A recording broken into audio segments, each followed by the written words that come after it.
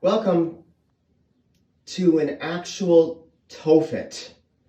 A Tophet is a word that we know from the Hebrew Bible and also from Phoenician culture, Punic culture.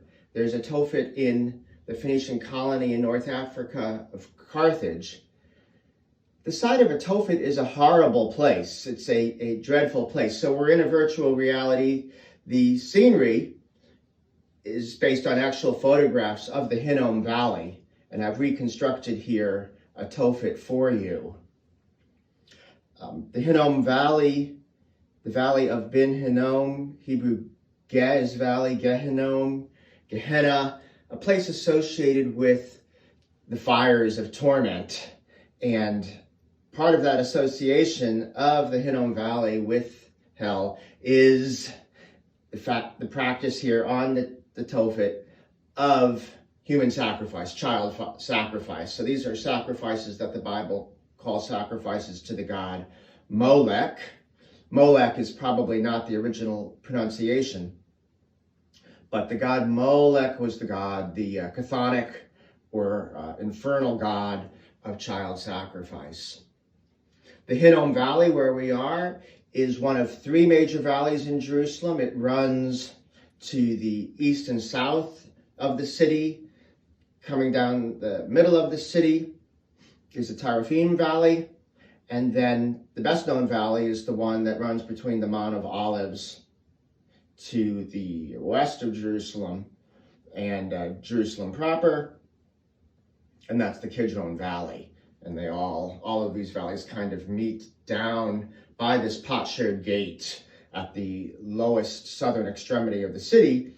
And in Jeremiah 19, the prophet is commanded by God to go out of this lower gate, sometimes also called the dung gate, the potsherd gate.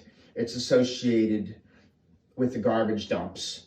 Another reason why the Valley of Hinnom is used as a symbol or a metaphor for punishment after death. It's a stinky, smelly place like the underworld, but also a fiery place. Jeremiah in chapter 19 is commanded to come here to prophesy against child sacrifices to the god Molech, which the Sinai covenant never allowed. The Sinai covenant, as you know, does not allow worship of Molech or any other god, nor does it allow disrespect for any of the co-vassals under the covenant, including even women and children. That's made clear in Deuteronomy, which influenced Jeremiah. So we're here in the Hinnom Valley. We have just witnessed a Molech sacrifice. I've run the film backwards so that we don't have to, the sacrifice has taken place, we don't have to be scared and look forward to it. And the fires are now out, ready to be lit on the Tophet. Did this actually happen? Is there any history here? Many people, even to this day, will say no, children were not actually sacrificed, they were just donated to the temple, or their bodies were taken here and offered if they had died in childbirth or of natural death. But really, the evidence is so strongly against those minimizing and skeptical positions, especially the evidence from Phoenician culture. If you go to the Tophet in Carthage, that Punic site in North Africa, and examine the many jars with bones of small children, you'll see that they weren't children that died delivery and birth. Many were older and healthy. And there's reference in the inscriptions there to MLK. Now, they did not seem to worship a god Molech, but they had MLK sacrifices using the same terminology that's used in Jeremiah. And then if you look at other Punic Phoenician inscriptions elsewhere in the ancient world, like Pozo Moro in Spain, we have actual depictions, visual depictions of chthonic deities receiving in a bowl children to eat. So as horrific and awful as it is, it does seem that there's clear evidence for the practice of Molech sacrifices in the ancient world. There's still people questioning this. Even to this day in 2020, people are still running DNA analyses on some of the bones from those pots in Carthage.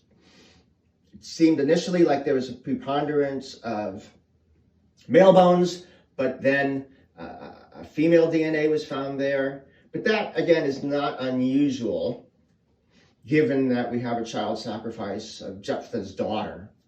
So we know that firstborn sons would be the first choice, the most valuable thing from texts like Micah.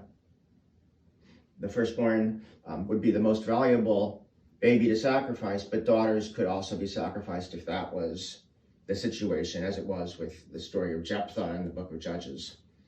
So here we are.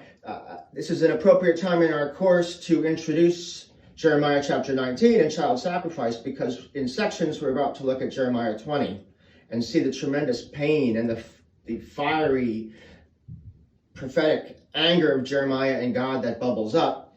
And this gives you a sense of where that judgment is coming from, why that judgment is appropriate in Jeremiah's ministry at this juncture in Jeremiah's era.